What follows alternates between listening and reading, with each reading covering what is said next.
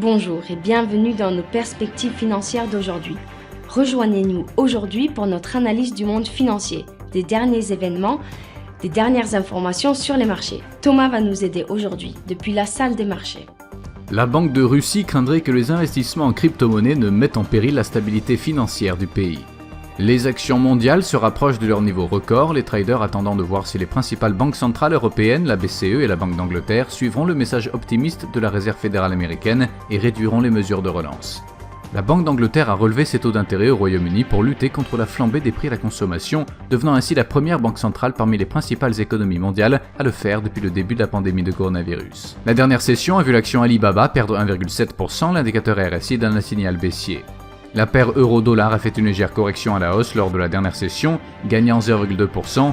Selon l'indicateur stochastique RSI, nous sommes dans un marché suracheté. La livre sterling a gagné 0,3% contre le dollar lors de la dernière session. Selon l'indicateur CCI, nous sommes dans un marché suracheté.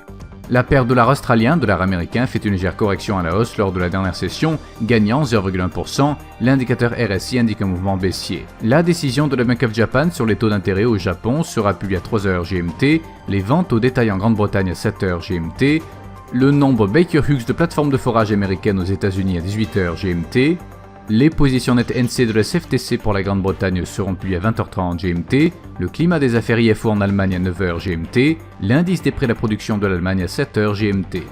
Nous espérons que vous avez apprécié nos perspectives du marché d'aujourd'hui. De la part de toute l'équipe, nous vous souhaitons une journée de trading productive.